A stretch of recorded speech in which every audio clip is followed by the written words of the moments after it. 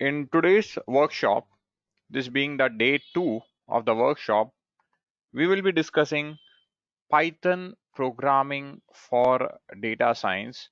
So basically, we'll learn the concepts of Python programming, which will be helpful for analysis of the bank statement and which in general would be helpful in data science and machine learning.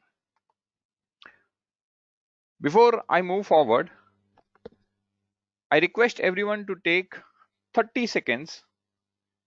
Himanshu has shared a poll on the WhatsApp group requesting it's just one question of whether you got sufficient time and whether you were able to go through the videos which was requested as part of our yesterday's session. So I give you all 30 seconds to respond to that, and then we will get into the Python programming. Okay, let's get started. In the meantime, others will join.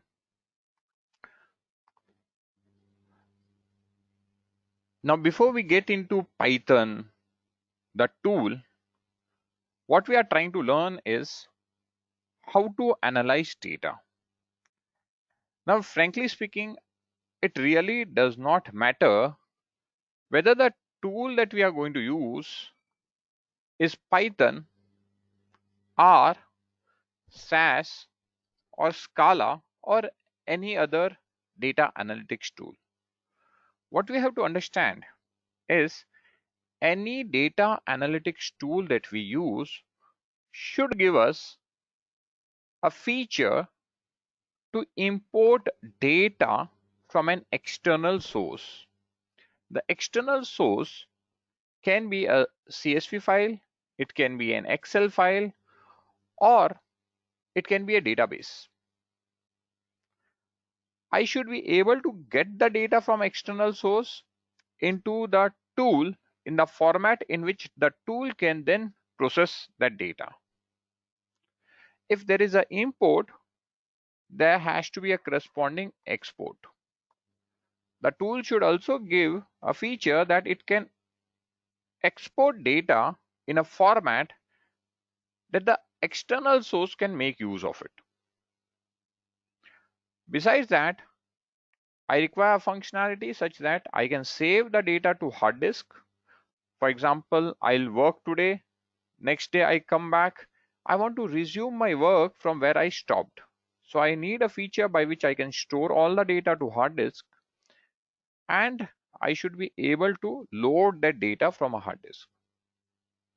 Now, what really differentiates a data analytics tool from a data management tool? For example, database like Microsoft SQL Server, Oracle database, Postgre database, they all provide these import, export, save, load features. At the same time, they provide us all the data manipulation functionalities which a data analytics tool is also providing. It provides you data types. You can define data types like number, integer, string. They have data structures. In databases, it is tables.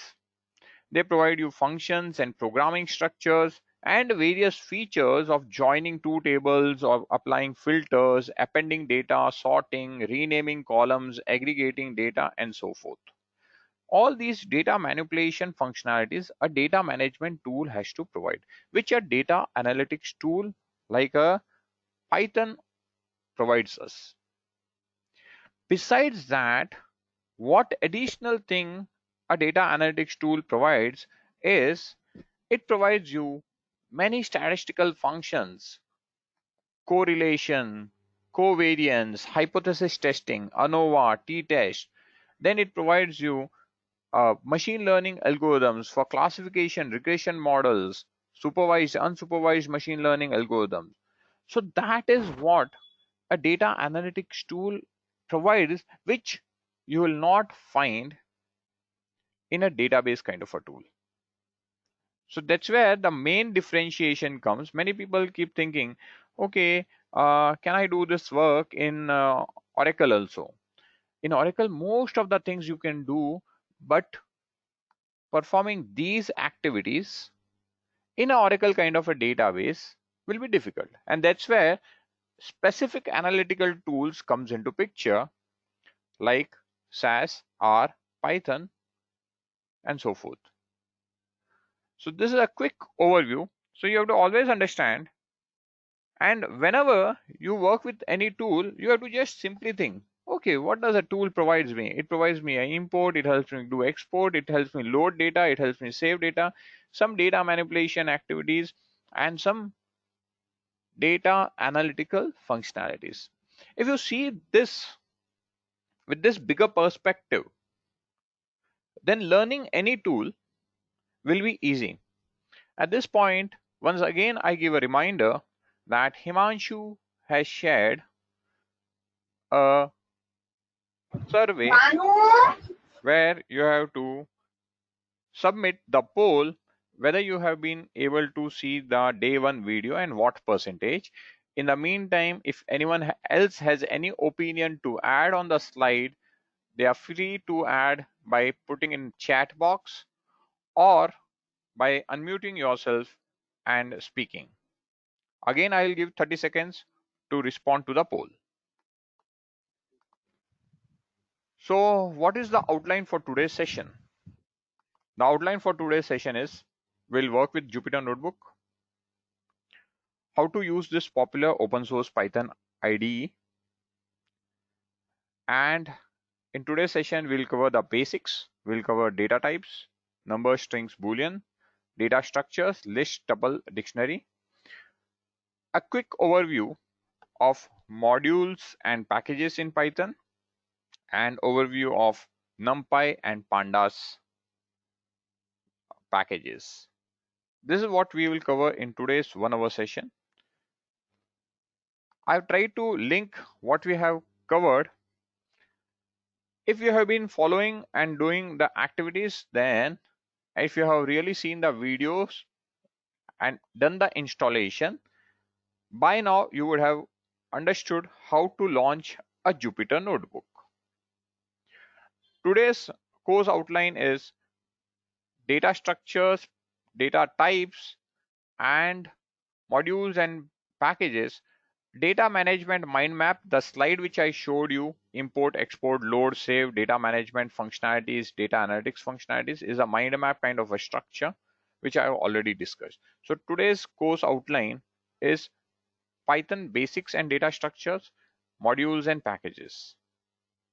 Okay, with that, I'll get into my Jupyter Notebook.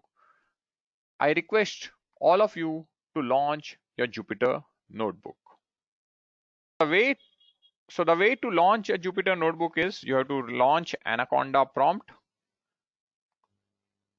something like this, and you can simply type Jupyter Notebook, or the way I prefer to do it, I prefer to navigate to the folder where I typically store all my work. For example, for the training, you would have created a folder in your D drive saying workshop. So in that case, you should go to your, say it's in D drive, you should go to your D drive. In this case, I'll go to my PyScripts because that's where all my code is there. But you should navigate to the folder where you have all your work. So I'll navigate it to that place.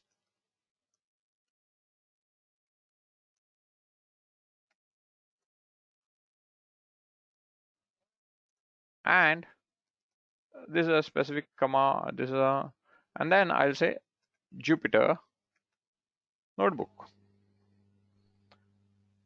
and enter. This will launch Jupyter Notebook in a browser, whatever is your chosen preferred browser. Yeah.